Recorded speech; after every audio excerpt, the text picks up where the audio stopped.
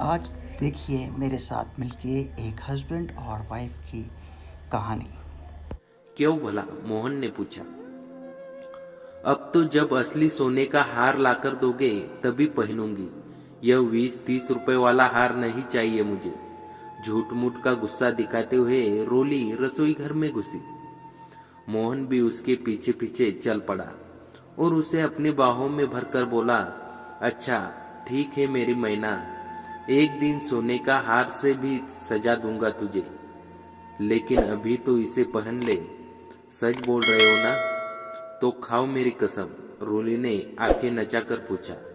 अरे तेरी कसम मेरी जान, सच कह रहा हूं। अरे तू कहे तो मैं अपना कलेजा निकाल कर तेरे हथेलियों पे रख दूं। तो यह सोने का हार क्या चीज है? कहकर वह रोली को जी भर के प्यार करने लगा।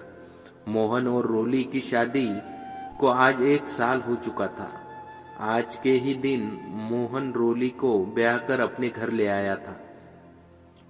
उसने सोच रखा था कि आज वह अपनी रोली को पूरा शहर घुमाएगा, इसलिए तो उसने मालिक से बोलकर एक दिन की छुट्टी ले रखी थी। मगर रोली को लगता है वह उससे प्यार नहीं करता। रोली को अपने रंग रूप पर इतना गुमान है कि वह अपने आगे सावले सलोने मोहन को कुछ समझती ही नहीं है। जब देखो उसे झिझकती रहती है, उसमें कमियां निकालती है और मोहन है कि उसकी हर बातों को हंसी में उड़ा देता है। वह तो चाहता है कि कैसे भी करके, कुछ भी करके रोली को बस खुश रखना है। लेकिन यह रोली भी ना पता नहीं और क्या चाहिए इसे, जो हरदम मुंह बनाए रहती है। अच्छा अब गुस्सा थूक दे। देख, आज हम सिनेमा देखने चलते हैं और कहीं बाहर ही भेलक चूड़ी खाएंगे, और तेरा मनपसंद पुचका भी। बोल, अब तो खुश?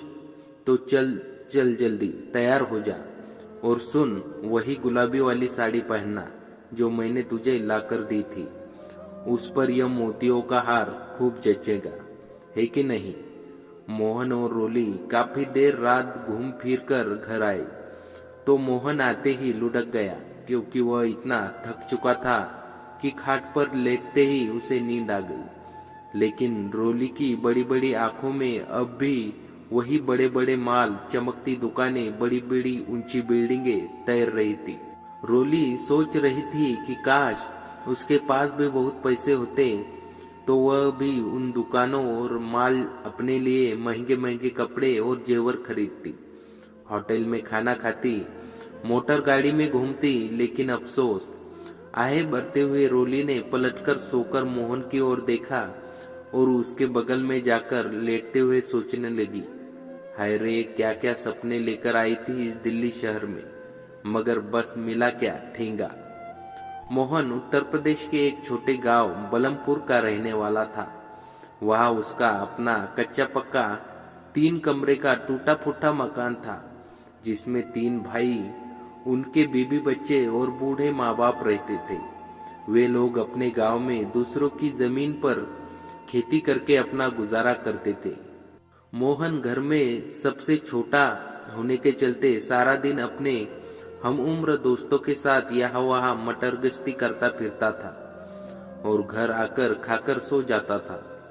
माँ बाप ने सोचा कि अगर मोहन की शादी कर देंगे तो शायद यह अपनी जिम्मेदारी समझने लगेगा, इसलिए एक सुंदर सुशील लड़की देखकर उन्होंने मोहन की शादी करा दी। मोहन की पत्नी रोली उससे 5 साल छोटी थी। खूबसूरत तो वो इतनी थी कि कोई देखे तो देखता ही रह जाए। दूध सी गोरी चिकनी रोली को अगर अंधेरे में बिठा दिया जाए तो कमरा रोशनी से उठा नहा उठे। तभी तो मोहन अपनी हूर की परी रोली को देखकर मचल उठता था। जब देखो वह उसके आसपास ही मंडराता रहता था। मोहन का तो मन ही करता था कि बस अपनी रोली को ताकता रहे, कोई काम ही न करे। जब बाप भाई की डांट पड़ती तब वह कमरे से बाहर निकलकर काम पर जाता, पर जल्दी ही वापस लौट आता था।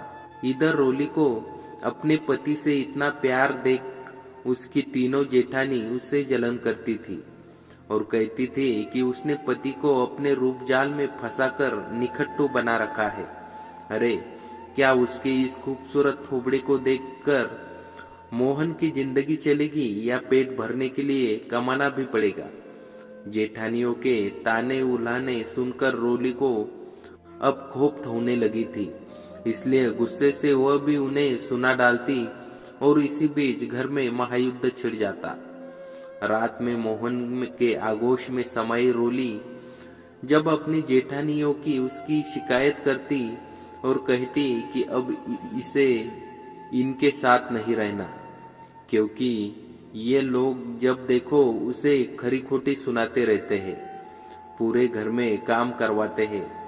तो सुनकर मोहन का मन खिन्न हो उठता था, लेकिन इस घर के सिवा और कोई ठिकाना भी तो नहीं था उसके पास जहां वह अपनी खूबसूरत बेबी को लेकर जा पाता।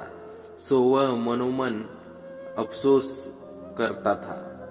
एक दिन जब रोली ने मोहन से कहा, क्यों न हम शहर जाकर रहे और रखा ही क्या है यहाँ इस घर में, तो मोहन भी सोचने पर मजबूर हो गया कि हाँ, वहाँ शहर में अपना कमाएंगे, अपना खाएंगे तो किसी के आंखों में भी नहीं चुभेंगे और रोली से मिलने से भी उसे कोई नहीं रोक पाएगा। यहाँ तो जब देखो सब उसे सुनाते ही रहते हैं। रोली भी पूरे घर का काम लाद लेते थे जब वह सबकी नौकरानी हो। मोहन ने तय कर लिया था कि अब वह यहाँ नहीं रहेगा। अपनी रोली को लेकर वह कहीं दूर चला जाएगा। अपना बोरिया बिस्तर समेटकर आंखों में हजारों सपने लिए मोहन अपनी रोली के साथ दिल्ली की ट्रेन पे चढ़ गया। इधर रोली भी अपने सपनों को पंख लगाए पति के हाथ पकड़े ट्रेन में जाकर बैठ गई। दिल्ली आकर मोहन ने मजदूरी का काम पकड़ लिया और एक कच्ची बस्ती में एक कमरा लेकर रोली के साथ रहने लगा। अब न तो यहाँ कोई उससे कुछ बोलने वाला था और न ही रोली से मिलने पर रोक टोक लगाने वाला। अपनी पत्नी के साथ उसकी जिंदगी बड़े मजे से गुजर रही थी। रोली भी दिल्ली जैसे बड़े शहर में आकर साड़ी से सलवार कमीज पर उतर आई थी। जब कभी मोहन काम से जल्दी लौट आता, रोली को यहाँ वहाँ घुमा आता था। मोहन ने कहीं से सस्ते दामों पर एक टेलीविजन खरीद लिया था, जिसे देखकर रोली अपना पूरा दिन बिताने लगी थी। लेकिन फिर उसका मन उबने लगा था। उसका मन करता कि मोहन उसे पूरी दिल्ली घुमाए, खूब खरीदारी करवाए, फिल्म दिखाए, होटल में खाना खिलाए, लेकिन मोहन के पास इतना पैसा कहाँ था जो उससे इतने सारे अरमान पूरे कर पाता। यही बस्ती के पास वाली जमीन पर बिल्डिंग बनने का काम चालू था और जिसकी देखरेख रितेश कर रहा था। वह वहां खड़ा होकर देखता कि सारे मजदूर ठीक से लाइक करें, शेयर करें, कमेंट करें और सब्सक्राइब करें। Thanks a lot.